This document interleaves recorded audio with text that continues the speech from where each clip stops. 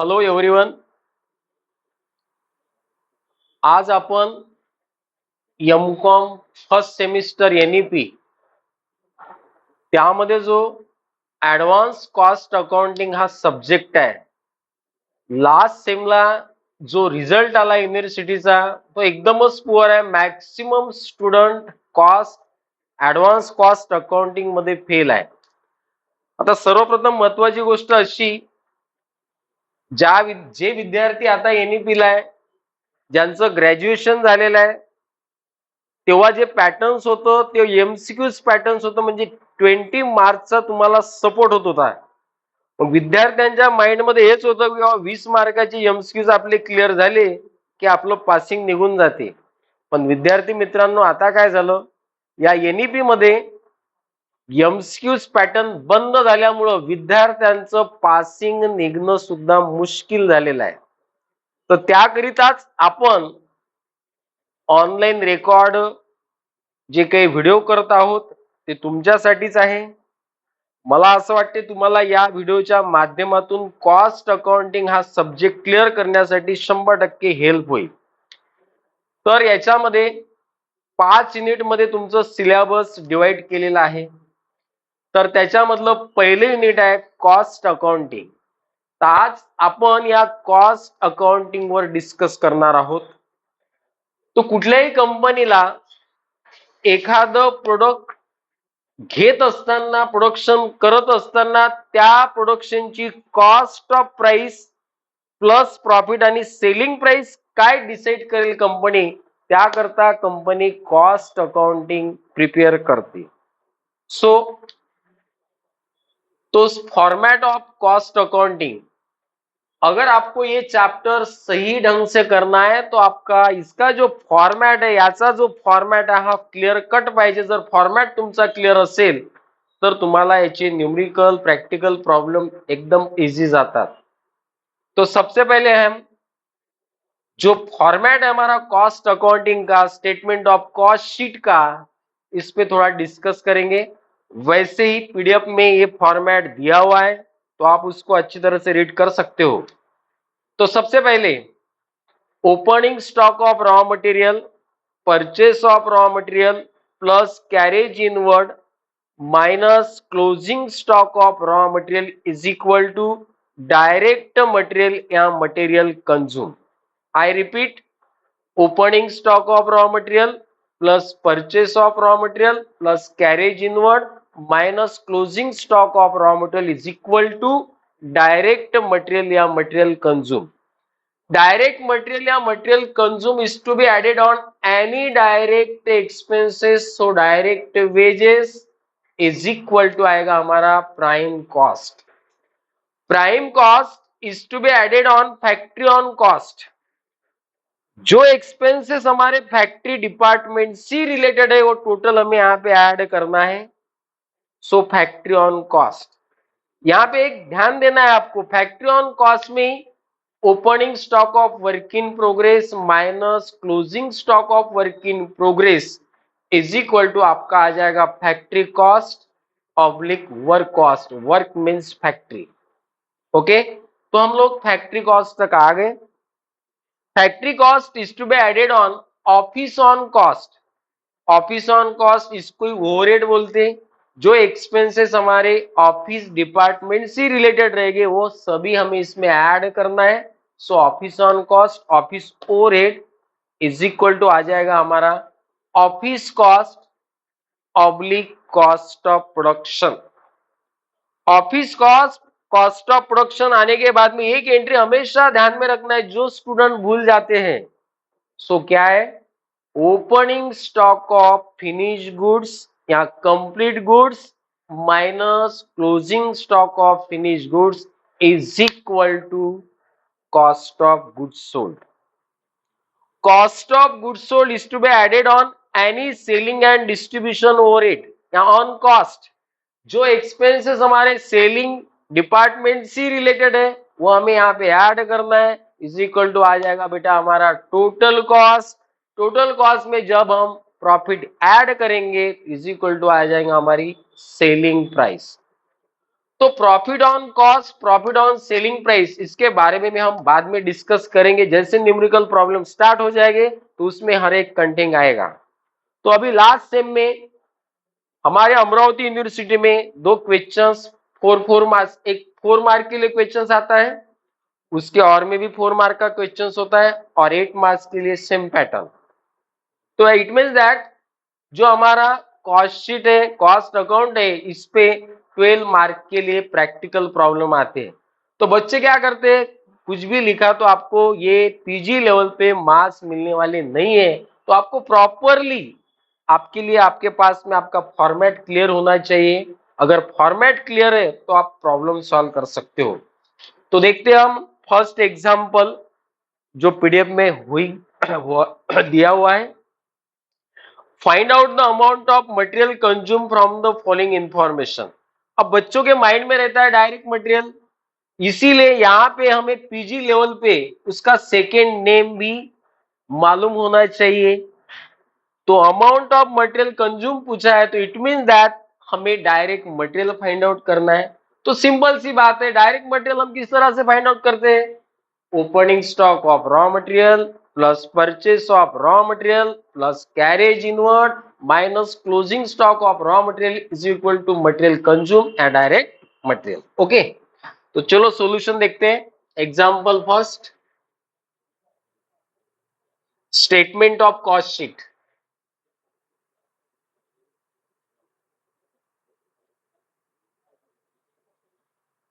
अगर एंट्री ज्यादा है तो 2 कॉलम लो, एंट्रीज अगर कम है तो 1 कॉलम लिया तो भी चलेगा। पर्टिकुलर अमाउंट, ओके, चलो start. Find out the amount of material consume from the following information. Stock of raw material दिया है 1 अप्रैल 2022। स्टॉक ऑफ फिनिश गुड्स, कुछ ऐसी इसमें मिसिंग एंट्री भी होती है जो आपके ख्याल में होनी चाहिए, इसीलिए ख्याल में तब रहेगी जब आपका फॉर्मेट क्लियर है। रॉ मटेरियल परचेस है, sale of empty bag raw material की उसने सेल किया हुआ है। Stock of raw material 31 March का है तो ये क्लोजिंग है। देन कैरेज इनवर्ड है, ऑक्ट्राइड टैक्स ऑन परचेस है। बहुत सिंपल प्रॉब्लम है 4 मार्क्स के लिए। तो देखते हैं, सबसे पहले आएगा हमारा opening stock of raw material.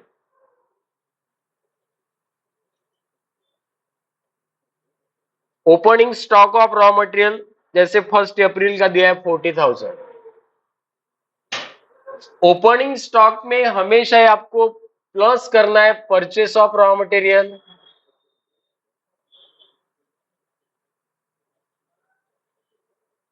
So purchase of raw material है हमारा 1,75,000।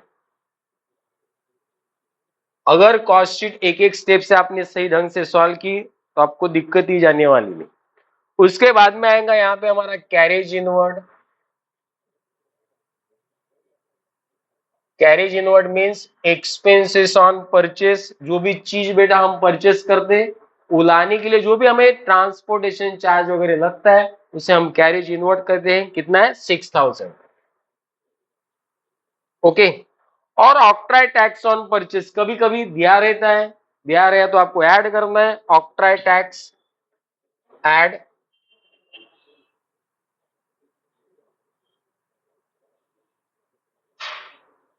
Tax on purchase, so 5150। ये जो है थोड़ा अमाउंट कॉम्प्लिकेटेड है तो अच्छी तरह से आपको एडिंग करना है। 2,26,150। ओके, इसमें से माइनस करना है हमें closing stock of raw material.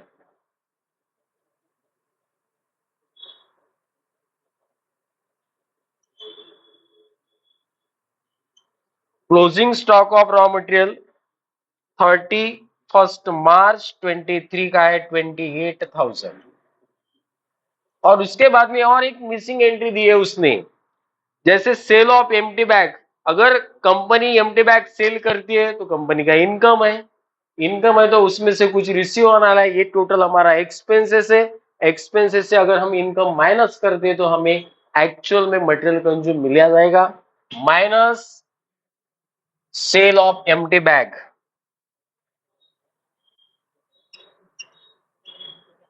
वो है हमारा 4000, यानी हमें 28 और 4 32,000 इसमें से माइनस करना है। 1,94,150 ये आ गया हमारा direct material oblique material consume. Okay, I repeat, सभी लोग ध्यान दो बेटा, 4 मार्क्स के लिए क्वेश्चंस पूछा है और एकदम सिंपल क्वेश्चंस है। मैंने इसके पहले भी बताया आपको, फॉर्मेट आपका क्लियर होना चाहिए। जर तुमचा फॉर्मेट क्लियर असेल तर प्रॉब्लेम चिल्लर आहे। Opening stock of raw material plus purchase of raw material plus carriage inward plus octroi tax on purchase, चारों की एडिंग, इसमें से माइनस करना है closing stock of raw material minus sale of empty bag direct material oblique material consume. Okay, तो I hope सभी student के problem ध्यान में आया होगा। यानी कभी भी आपको डायरेक्ट मटेरियल या मटेरियल कंज्यूम फाइंड आउट करना है तो ये सिस्टम से आपको फाइंडिंग करना है। ओके, चलो और नेक्स्ट प्रॉब्लम देखेंगे। चलो सेकेंड क्वेश्चन जो 4 मार्क्स के लिए पूछा है, from the following information find out the selling price. ये भी 4 मार्क्स के लिए, शायद आई थिंक बीकॉम लेवल पे था ये क्वेश्चन, लेकिन बच्चे कैसे फाइनल हुआ तो सब कुछ फाइनल हो जाता है। Example number second, statement of cost sheet.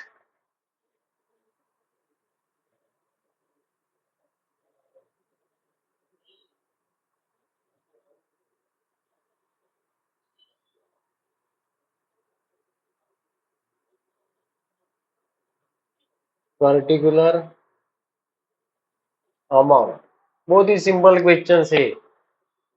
उसमें दिया है रॉ मटेरियल कंज्यूम है, डायरेक्ट वेजेस है, अदर डायरेक्ट इनडायरेक्ट एक्सपेंसेस है। तो यहां पे हमें रॉ मटेरियल कंज्यूम निकाल के दिया हुआ है। तो देखो बेटा, रॉ मटेरियल कंज्यूम अगर हमें निकाल के दिया है तो इट मीन दैट ये सभी प्रोसीजर फॉलो हो चुके हैं, इसके हमें बैक में नहीं जाना है। जब हमें डायरेक्ट मटेरियल पूछा रहेगा तो हमें opening stock, purchase, carriage, octroi ये सब चीजें ऐड प्लस माइनस करना है। ओके, तो यहाँ पे रॉ मटेरियल कंज्यूम दिया हुआ है, रॉ मटेरियल कंज्यूम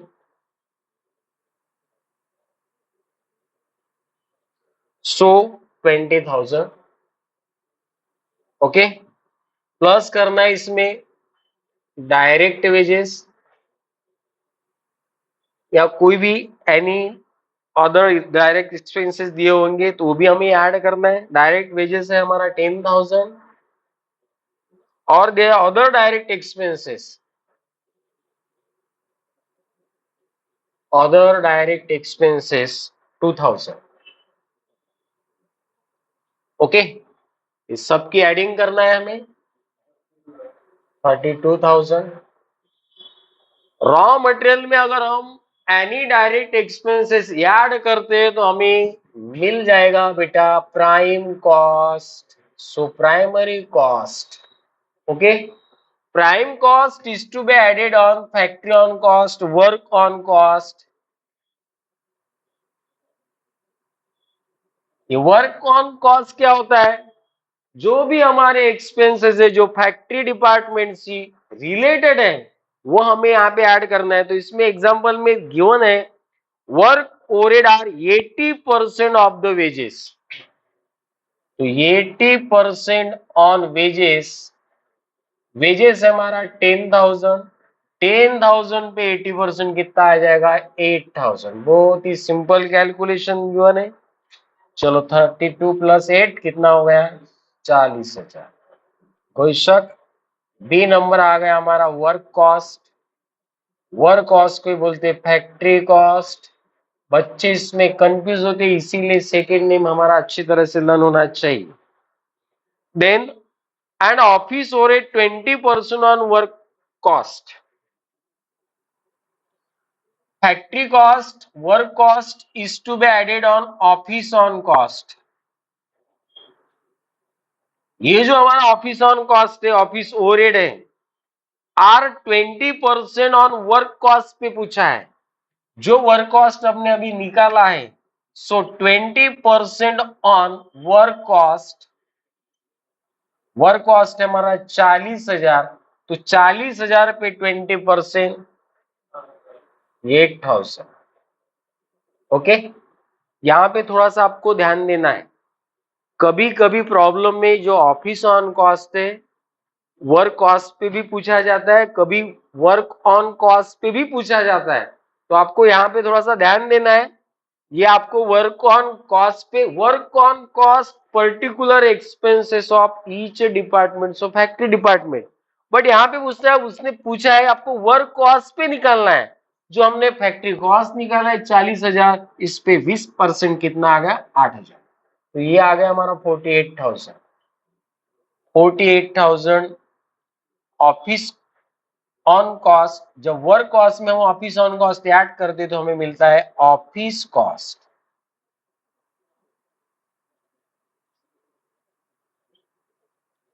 इसको ही बोलते बेटा कॉस्ट ऑफ प्रोडक्शन। सेकेंड नाम इसके मालूम होना जरूरी है। ओके, उसके बाद इस profit is 20% on selling price. जैसे हमारा office cost, cost of production आने के बाद में हम इसमें opening stock of finish goods add करते minus closing stock of finish goods करते, बट यहाँ पे वो नहीं दिया है तो आपको छोड़ देना है, ऑब्लिक यही हमारा क्या रहेगा टोटल कॉस्ट 48,000 प्लस प्रॉफिट। तो प्रॉफिट के बारे में क्या पूछा है, profit is 20% on selling price. यहां पे बच्चों को ध्यान में नहीं आता कि प्रॉफिट किस तरह से निकाला जाएगा, तो सभी स्टूडेंट ध्यान में रखो, profit charge on total cost, अगर ऐसा दिया है तो सीधा टोटल कॉस्ट पे जो भी परसेंटेज गिवन होगा उस पे चार्ज करना है, बट यहां पे पूछा है उसने प्रॉफिट ऑन सेलिंग प्राइस, तो बच्चों को दिक्कत जाती भाई इसमें तो सेलिंग प्राइस नहीं है, तो सेलिंग प्राइस नहीं है तो हमारा प्रॉफिट किस तरह से आएगा। तो बहुत ही सिंपल एक फॉर्मूला ध्यान में रखना है आपको, तो प्रॉफिट निकालना है, profit is equal to total cost multiply percentage of profit upon 100 minus percentage of profit. Okay, दो टाइप के फॉर्मूले हमारे प्रॉफिट चार्ज करने के।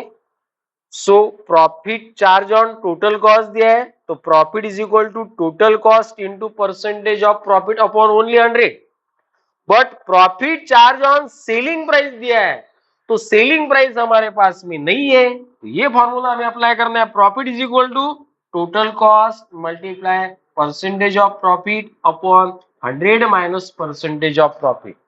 तो टोटल कॉस्ट कितना है हमारा 48,000,